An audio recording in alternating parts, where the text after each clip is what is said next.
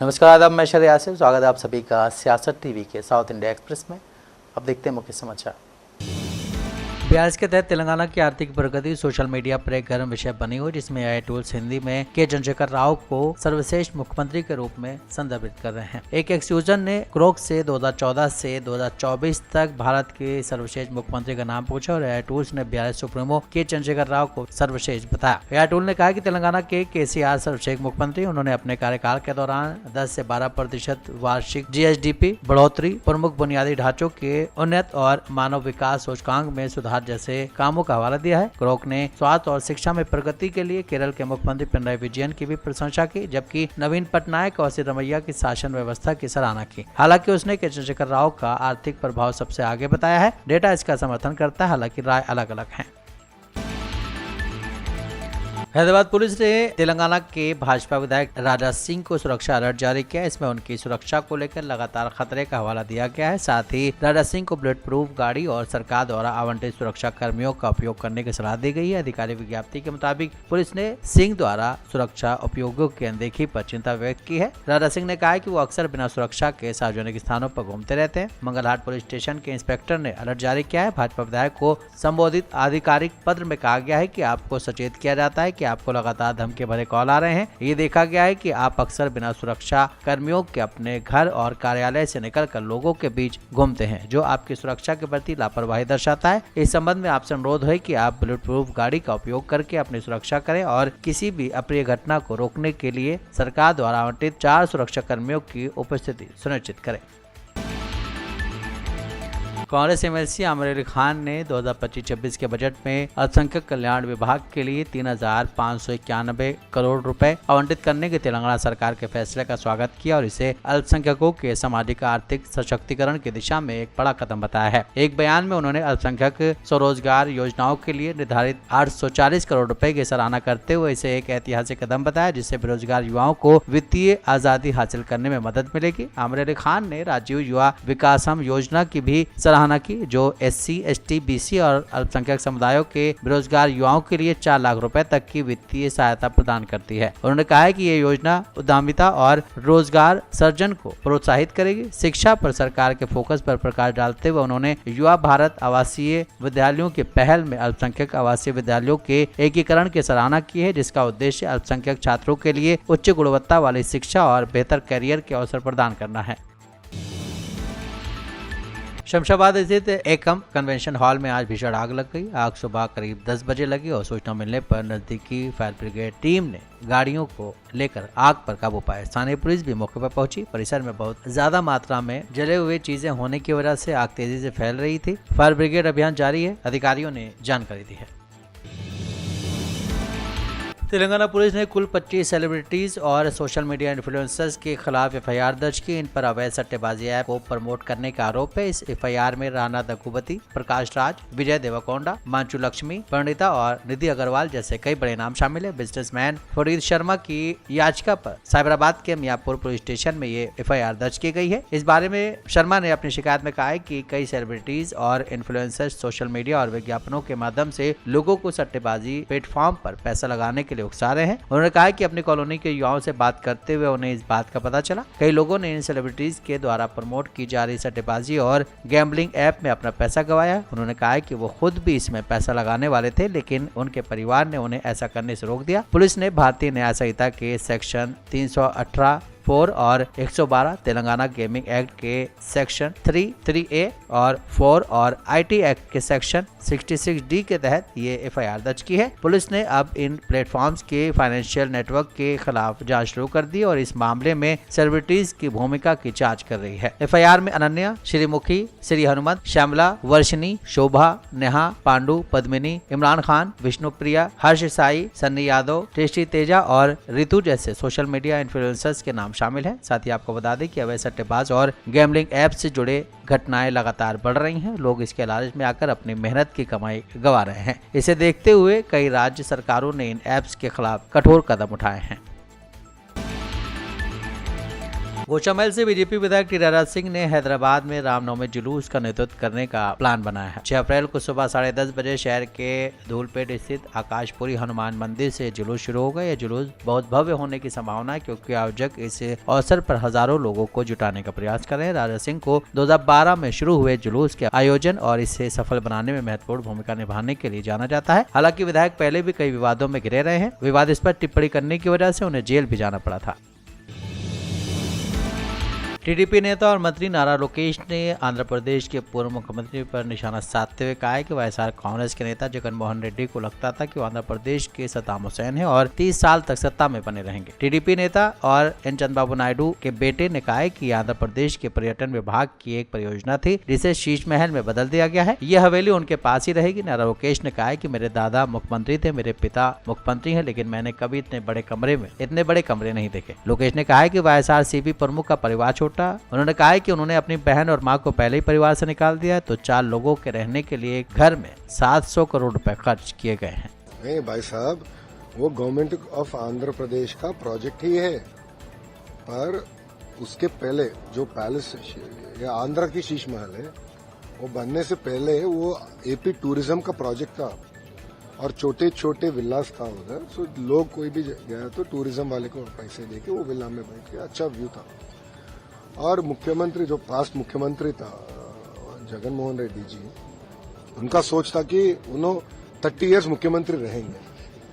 सो वो सोच से उन्होंने सोचा कि यार ये आंध्र राष्ट्र की सद्दाम हुसैन है।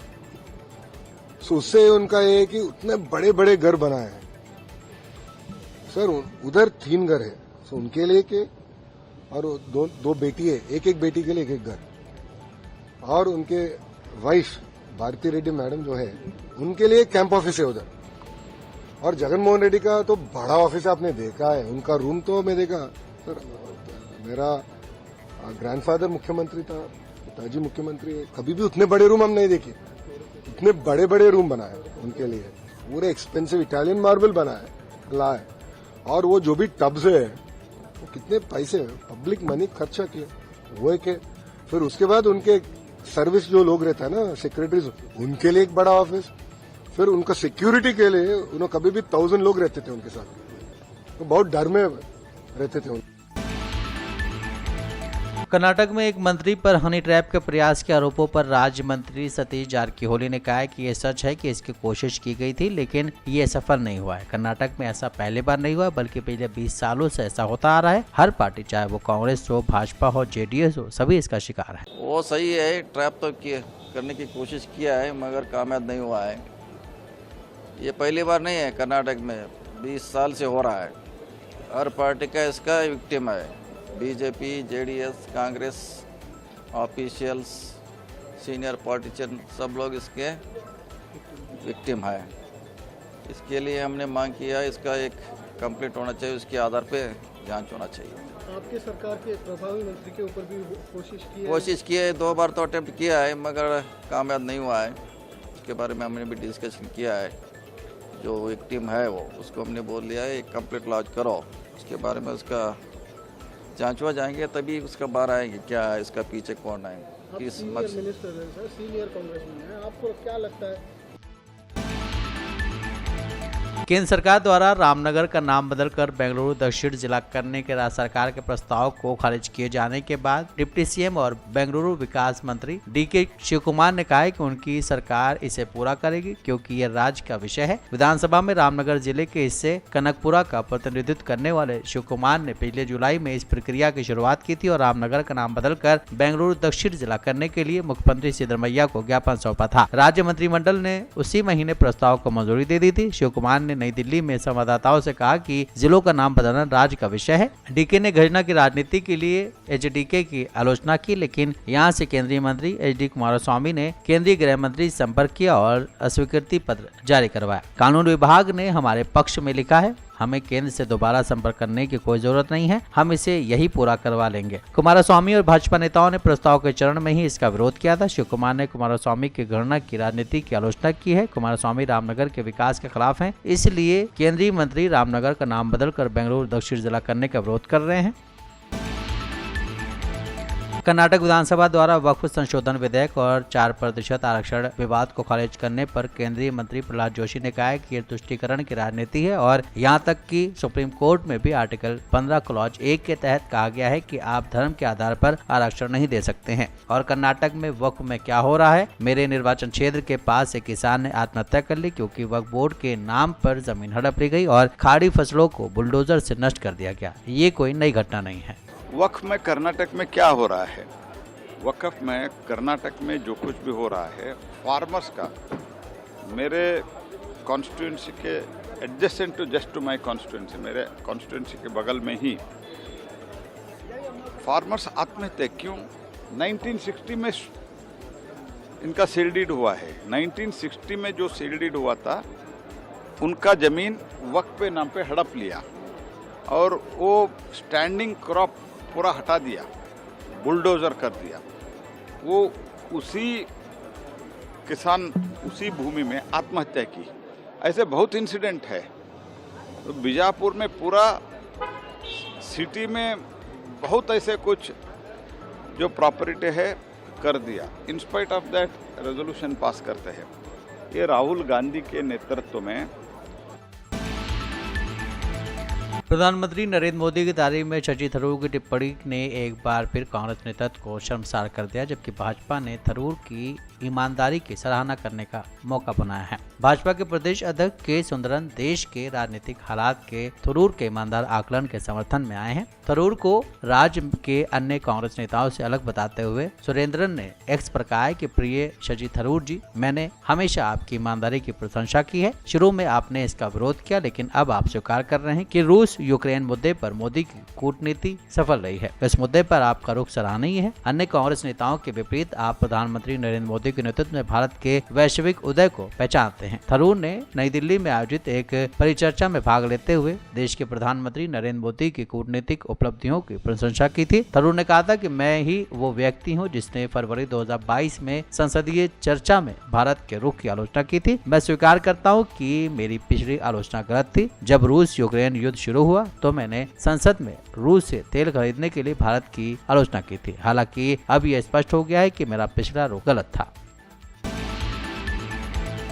डीएमके के सदस्य आज नारे की टी शर्ट पहनकर लोकसभा पहुंचे, जिस पर सत्ता पक्ष के सदस्यों ने संसदीय गरिमा का हवाला देते हुए विरोध जताया और फिर हंगामे की वजह सदन की कार्रवाई एक बार के लिए स्थगित कर दी गई। डीएमके के सदस्य परिसीमन के विषय पर नारे लिखी हुई टी शर्ट पहनकर सदन में पहुंचे। तमिलनाडु की सत्तारूढ़ पार्टी की मांग है कि जनसंख्या के आधार पर परिसीमन नहीं होना चाहिए, क्योंकि इससे उन प्रदेशों को लोकसभा सीटों के संदर्भ में नुकसान होगा जिन्होंने प्रभावी ढंग से जनसंख्या नियंत्रण किया है। ओम बिरला ने डीएमके सदस्यों से कहा है कि सदन मर्यादा और गरिमा से चलता है। मैं कुछ दिनों से देख रहा हूं कि सदस्यगण सदन की गरिमा को भंग कर रहे हैं और सदन की नियम प्रक्रियाओं का पालन नहीं कर रहे हैं। उन्होंने कहा है कि नियम संख्या 349 आपको पढ़ना चाहिए। इसमें सदन की प्रतिष्ठा बनाए रखने के लिए कैसा व्यवहार किया जाना चाहिए और कैसा आचरण होना चाहिए, उसके बारे में लिखा हुआ है।